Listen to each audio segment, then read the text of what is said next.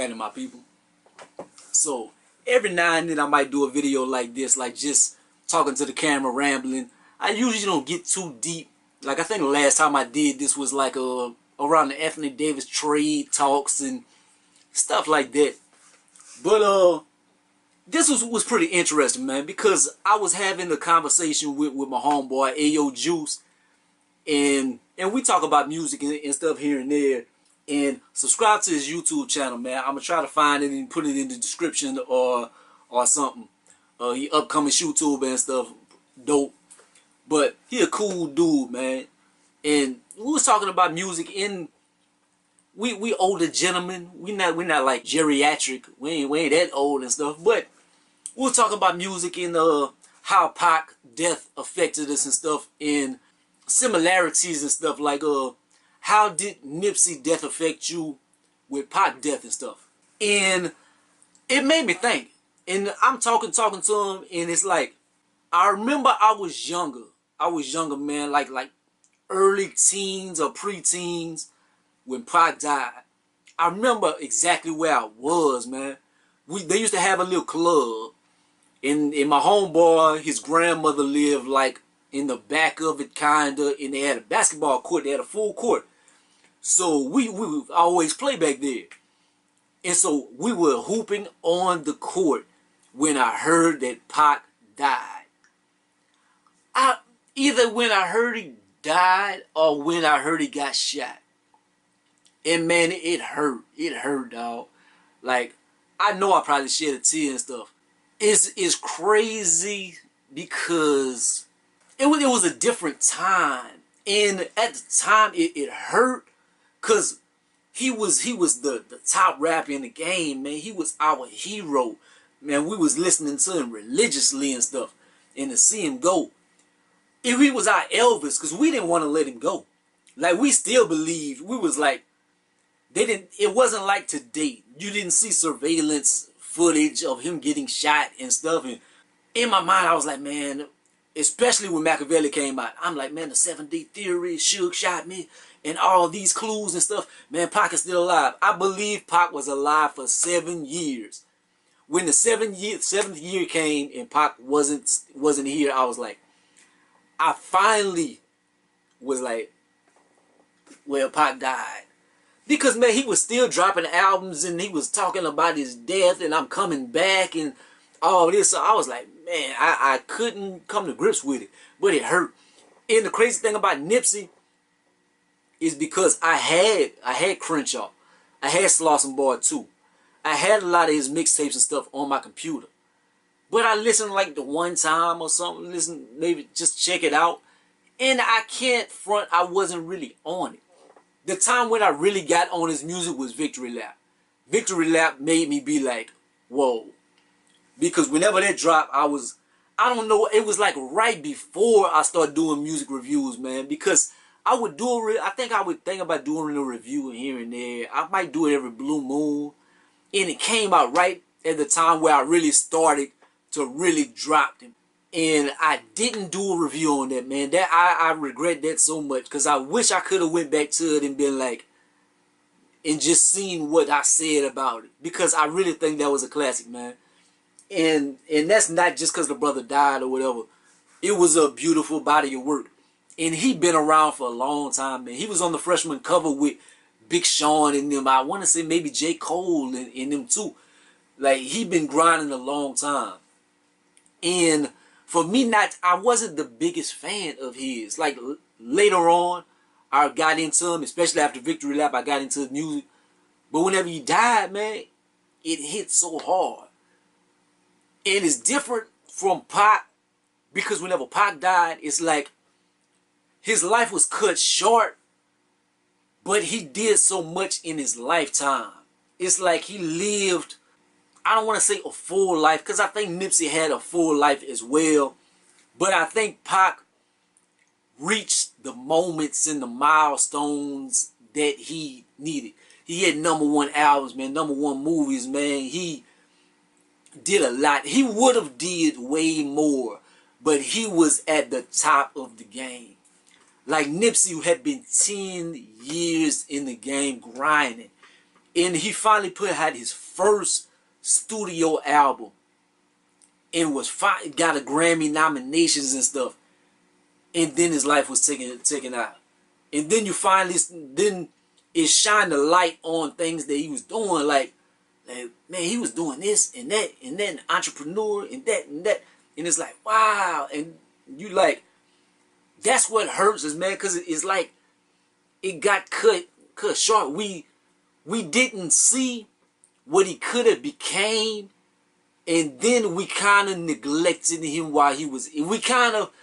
I think it kind of hurts because we, in a way, we kind of regretting that we didn't show him as much love as we should have while he was here. We was like, I think a lot of people, what we thinking is like, damn, that dude was doing all this, man, and we should have celebrated him more, man. So I'm kind of on the wave of doing it now, man. Like, I did a Facebook post and I just talked about Jay-Z and just how we need to put that brother on the pedestal and stuff. And I want to start doing it more regularly, in just different brothers, and even brothers from my community, man, like people I'm cool with and stuff. I want to just start showing them more love while they're here. I think we definitely need to start doing that, man. Give people their flowers while they still here.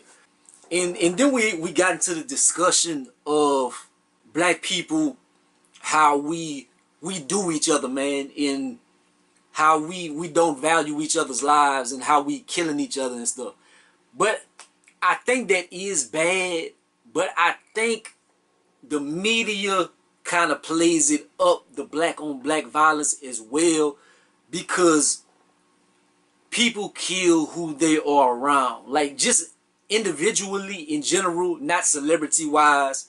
Like, people in trailer parks, if rednecks or something, probably gonna kill their cousins that they fighting with that owe money, or crackheads in the crack house probably gonna kill each other because they stole his rock or something. And a spouse gonna kill their spouse because they cheated, or people in vicinities kill each other. So I think I want to paint more of that picture, but as well, it is sort of true, especially like with the rappers and stuff.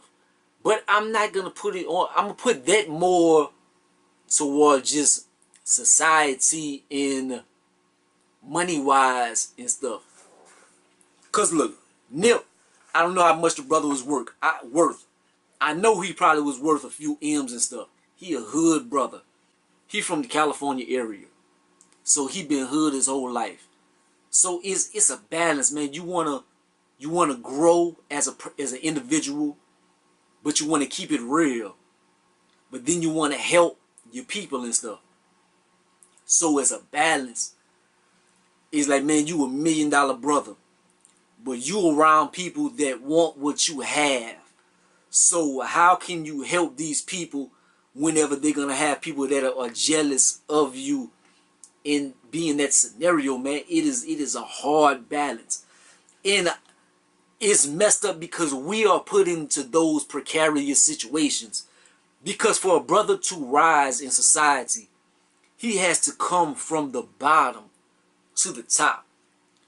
Like, I used this analogy whenever I was talking to Yo Juice. I was like, Tom Cruise, his beginnings, his early beginnings, he probably comes from a suburban place where people probably were making a good living. I'm not saying he was rich as a kid or something, but I'm pretty sure he probably came from a nice place. If he went back home, they aren't going to resent him and going to want to murder him and are going to be that jealous, because they probably they live in a comfortable life. He didn't come from extreme poverty to get to where he came. He didn't go from the bottom to the top. He probably went from like the middle to the top.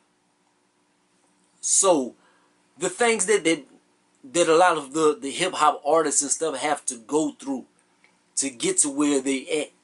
And then it's like, are you all the way comfortable in those places?